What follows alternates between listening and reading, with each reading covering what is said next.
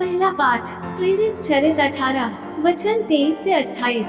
पौलुस कुछ समय वहां रहा, तब फिर विदा होकर उसने गलातिया और इसके बाद फ्रुगिया का भ्रमण करते हुए सब शिष्यों को ढाढ़स बंधाया। उस समय अपोल्लोस नामक यहूदी एफेसुस पहुंचा। उसका जन्म सिकंदरिया में हुआ था। वो शक्तिशाली वक्ता और धर्म ग्रंथ का पंडित था। उसे प्रभु के मार्ग की शिक्षा मिली थी। वो उत्साह के साथ बोलता और ईसा के विषय में सही बातें सिखलाता था, यद्यपि वो केवल यूहन्ना के बपतिस्मा से परिचित था। वो सभागृह में निस्संकोच बोलने लगा।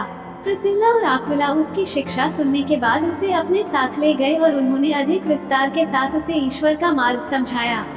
जब अपोल्लोस ने अखया जाना चाहा, तो भाइयों ने उसकी सहायता की और शिष्यों के नाम पत्र देकर निवेदन किया कि वे उसका स्वागत करें। अपोल्लोस के वहां पहुंचने के बाद उससे विश्वासियों को ईश्वर की कृपा से बहुत लाभ हुआ, क्योंकि वह अकाट्य तर्कों से यहूदियों का खंडन करता और सबके सामने धर्मग्रंथ के आधार पर यह प्रमाणित करता था ही ईसा ही मसीह है।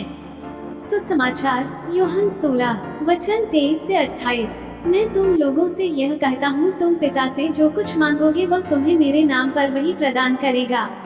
अब तक तुमने मेरा नाम लेकर कुछ भी नहीं मांगा है। मांगो और तुम्हें मिल जाएगा, जिससे तुम्हारा आनंद परिपूर्ण हो। मैंने तुम लोगों से ये सब दृष्टांतों में कहा है।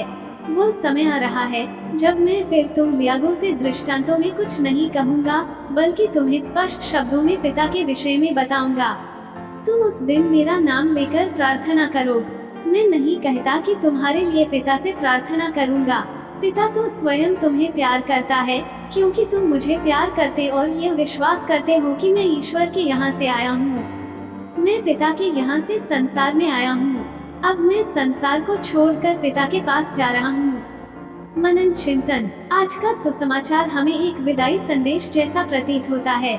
जब कोई किसी से बिछड़ता है तो उसे सांत्वना देता है कि हम मिलते रहेंगे या संदेश भेजते रहेंगे, संपर्क में रहेंगे, ताकि एक दूसरे को भूल न सकें। प्रभु यीशु अपने पुनरुत्थान के बाद शिष्यों को दर्शन देकर हिम्मत बढ़ाते रहे। उन्हें अपनी बताई हुई बातों में दृढ़ करते रहे, रहस्यों को स्पष्ट करते रहे। लेकिन अब वह स्वर्ग चढ़ने वाले थे, अपने पिता के पास जाने वाले थे, और इसलिए वह हमेशा संपर्क बनाए रखने का सूत्र या मंत्र हमें प्रदान करते हैं, और मंत्र है प्रभु के नाम में प्रार्थना करना। भले ही प्रभु यीशु शिष्यों से जुदा हो रहे थे, लेकिन प्रार्थना के द्वारा शिष्य लोग प्रभु से सदा जुड़े रह सकते थे। प्रभु के नाम पर वे जो भी पिता से मांगते, पिता उन्हें वही प्रदान करते। ये बात आज भी 100% सत्य एवं प्रमाणित है कि हम प्रार्थना द्वारा प्रभु से संपर्क में रह सकते हैं। प्रार्थना द्वारा प्रभु और हमारे बीच में संदेशों का आदान प्रदान हो सकता है। प्रार्थना हमें अनुभव कराती है कि न प्रभु हमसे दूर है और न ही हम प्रभु से दूर हैं। क्या हम प्रार्थना द्वारा प्रभु से जुड़े रहने का प्रयास करते हैं?